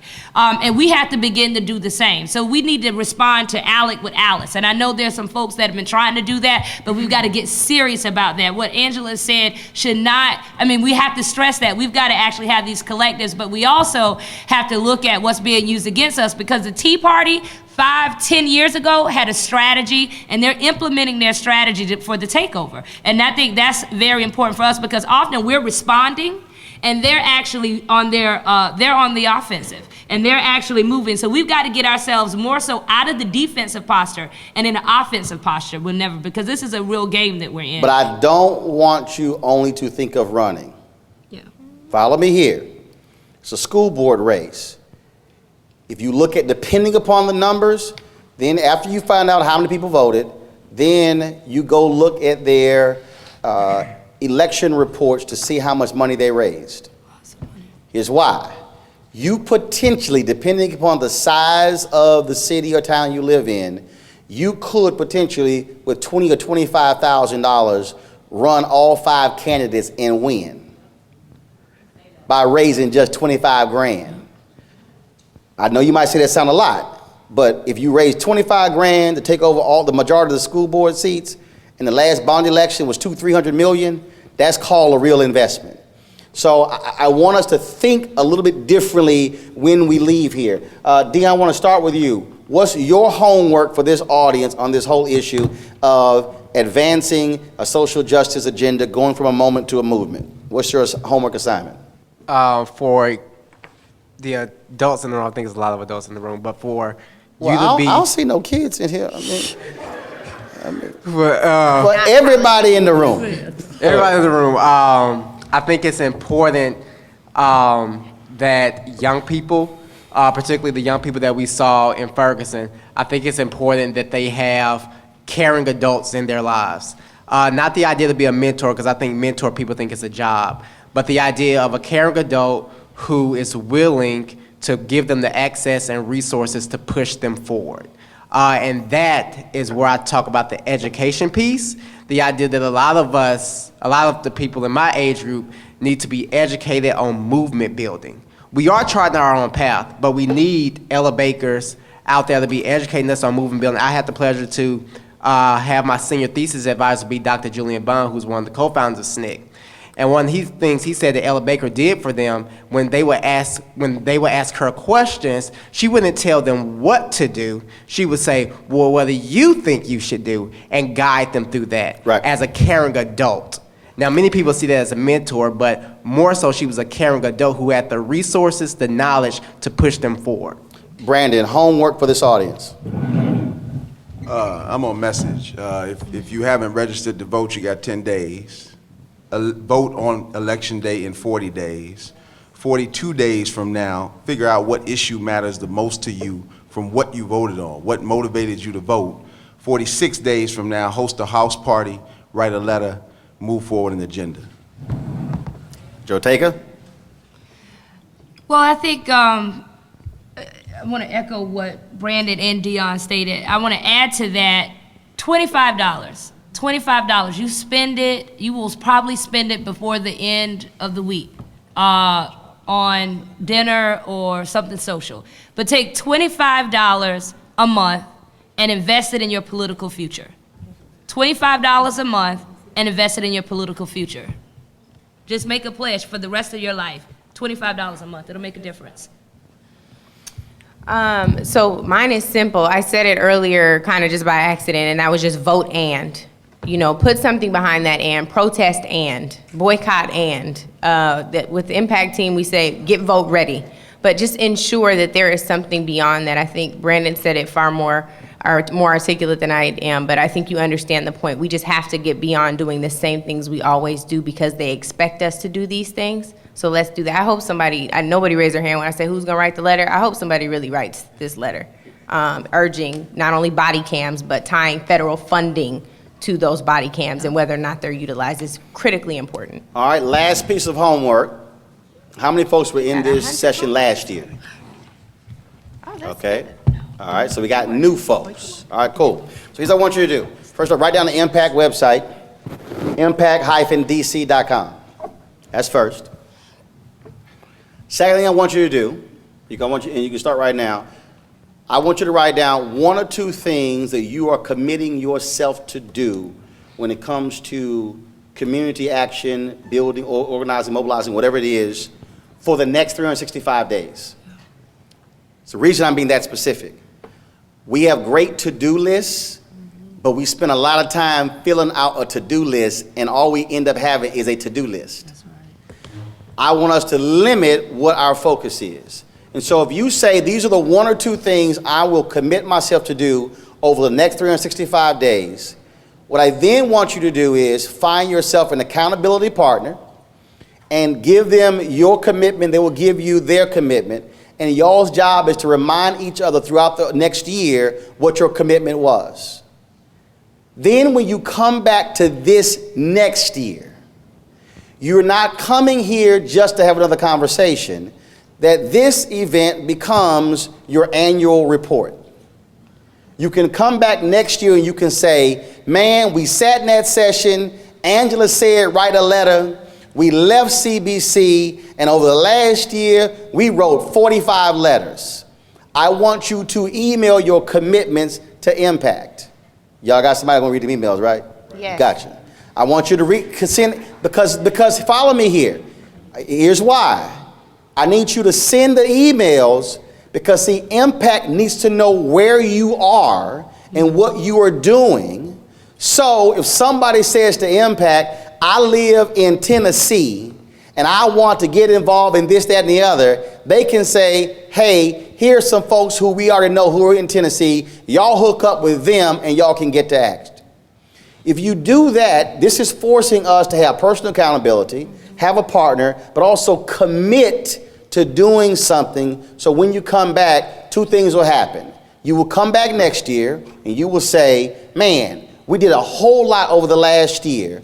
Or you're going to come back here and say, you know what, I went to that session last year and I wrote down my commitment. And you know what, I got so busy, I didn't do anything over the year. And that's what you can tell yourself, that you're part of the damn problem by making a commitment and not following through with your commitment. Thanks a bunch to our panel.